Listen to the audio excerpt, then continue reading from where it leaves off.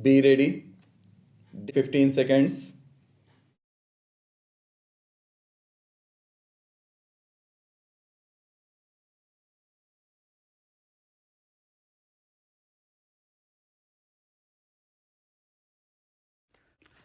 I am always glad to have an opportunity of meeting different sections of people.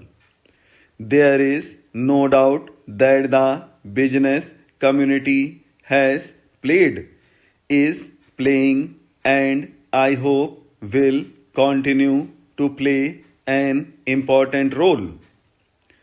I think there is absolutely no contradiction at all in the policy as you, Mr. President, have mentioned just now.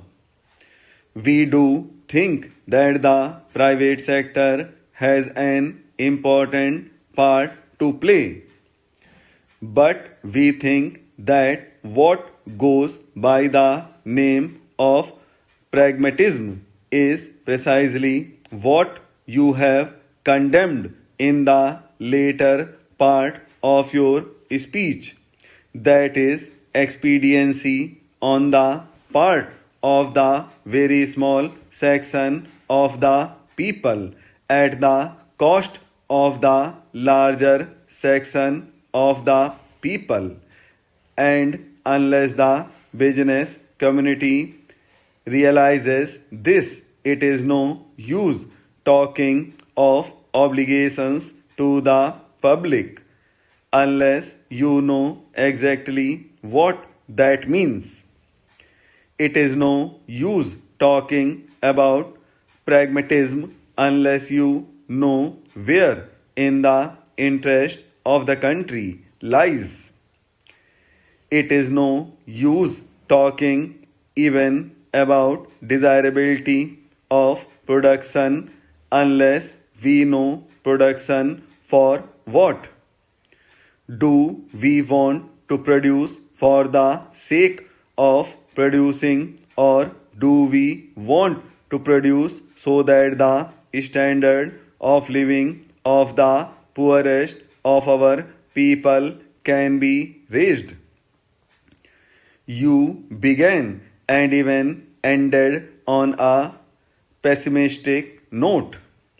I beg to differ with you. I think there is a buoyancy in the country, in the economic field, in the political field, and in the social field. I think never has India at any time since independence been better poised for advance and for going ahead at a faster rate than it is today. There are many difficulties in our way.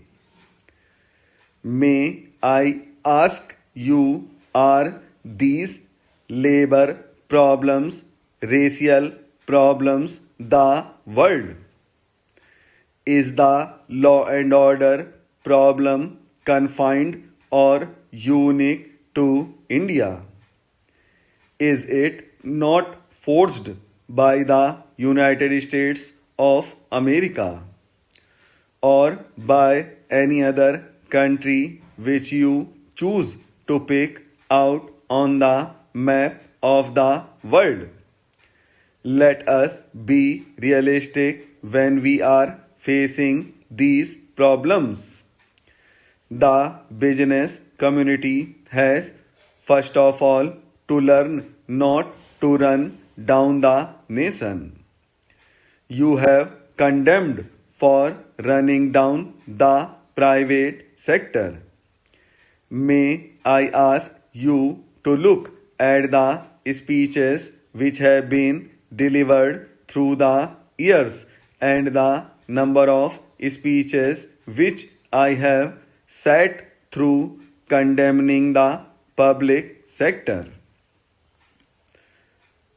As you, Mr. President, have said in your address, there can be no economic progress in conditions of instability, uncertainty, and insecurity. Any attempt at bringing about a greater measure of economic equality will receive a setback in any such environment, and in all situations in which law and order breaks down, it is the poorer sections of the society who suffer most than the affluent sections. But I would like to draw your attention to one thing. Stability cannot be and should not be equated with the perpetuation of the status quo. Stability cannot be brought about if the present inequalities are allowed to remain or to grow. And unless we take note of the aspirations of the people and engineer change peacefully, we shall be overtaken by events and by far greater violence than you have seen today. Today, there is an atmosphere of restlessness in our country and also in every other country in the world, and even in the most affluent of societies, as you may have noticed in the media. And countries that were quite until recently considered to be havens of peace and prosperity do not seem to be quite so now. A new generation is coming up into prominence in all the countries whose attitudes and beliefs differ from those of the older generation.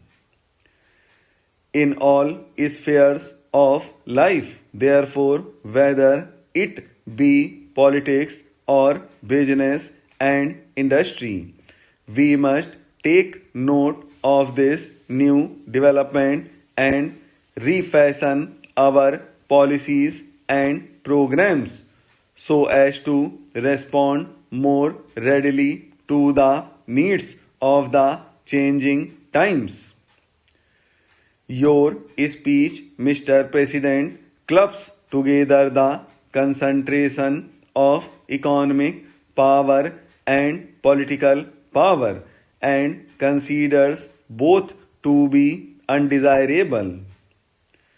Now there are adequate safeguards in our political setup against the concentration of political power.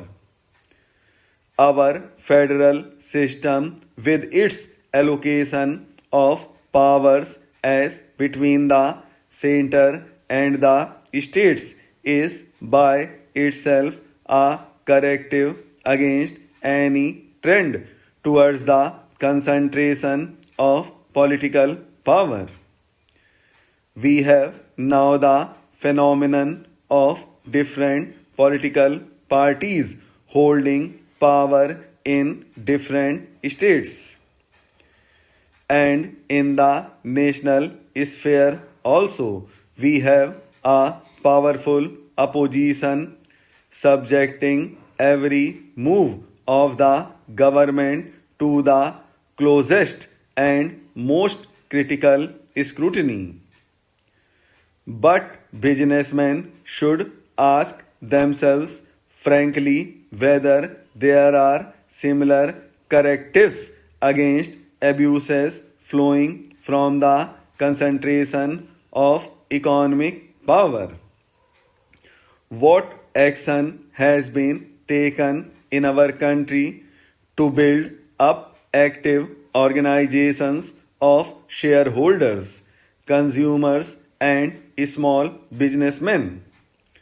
In the absence of organizations of this nature exercising a countervailing influence against the concentration of economic power, government had to step in, whether it is the nationalization of banks or the monopolies legislation, which is now on the anvil.